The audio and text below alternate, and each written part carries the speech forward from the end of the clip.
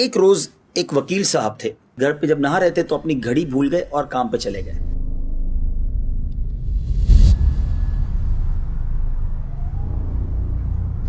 جب عدالت پہ پہنچے تو گھڑی یاد آئی، تو ایک دوست نے پوچھا کہ وہ گھڑی کہاں ہے، آپ نے آج گھڑی نہیں پہنی؟ تو کہا یار بس وہ گھر میں غسل کر رہا تھا تو غسل خانے میں رہ گئی۔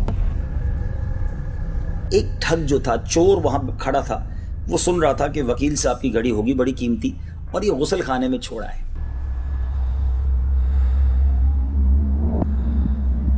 ٹھگ تھا، بڑا شاطر تھا، بڑا جس کو کہنا کہ چالاک تھا۔ اس نے کیا کیا، ایک مرغا لیا اور وکیل صاحب کے گھر پہنچا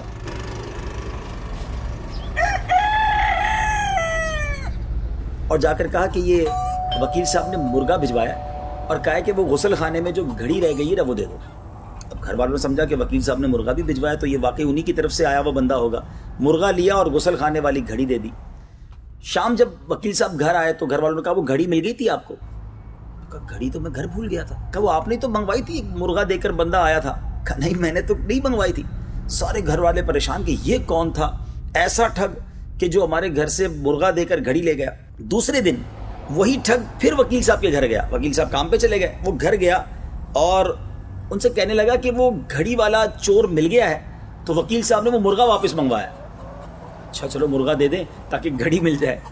مرغا دیا، وہ شخص مرغا لے کر بھی غائب ہو گیا۔ اب علماء نے یہ واقعہ بیان کر کے بتایا کہ ایسے ٹھگ ہمارے معاشرے میں بھی ہوتے ہیں جو بڑی چال بازی کے ساتھ لوگوں کو دھوکہ دے دیتے ہیں، اور آج بھی ایسے لوگ ہوتے ہیں۔ آج کل موبائل پر میسج آتے ہیں آپ کا اتنے کا انعام نکل آیا، لوگوں کی خوشی کے ہمارے نیند اڑ جاتی ہے کہ گاڑی نکل آئی ہے، سونا نکل آیا، اور آخر کار اس کا اینڈ اس بات پر ہوتا ہے کہ جناب وہ 200-500 ہزار روپے کا بیلنس آپ سے منگوا لیتے ہیں اور جناب وہ پیسے لے کے وہ بھی چلے جاتے ہیں۔ تو ایسا نہ کیا کریں۔ وہ کہتے ہیں نا کچھ جینے کی تمنا ہے تو پہچان پیدا کر۔ اگر آج اس معاشرے میں رہنا ہے تو دنیا میں جو موجود ٹھگ ہیں، جو یہ اس طرح کے اسکیم ہوتے ہیں، اس طرح کی پرابلمز ہوتی ہیں، اس کے بارے میں بھی عقل ہونی چاہیے کہ اس طرح گھر بیٹھے کوئی لاکھوں کروڑوں روپے نہیں دے دیتا۔ اب یہ واقعہ علماء نے جو بیان کیا، اس کے تحت جو بات لکھی وہ بڑی کمال کی ہے کہ فرمایا اس گھڑی چوری کرنے والے ٹھگ کی مثال شیطان پر صادق آتی ہے۔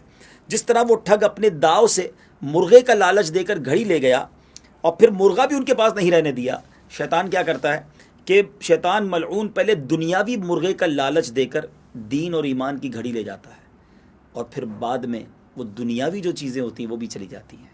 ایسا ہی تو ہوتا ہے۔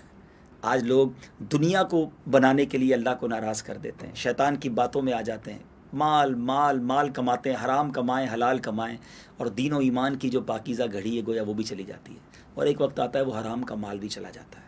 اللہ کرے کہ ہم شیطان کے واروں کو سمجھیں۔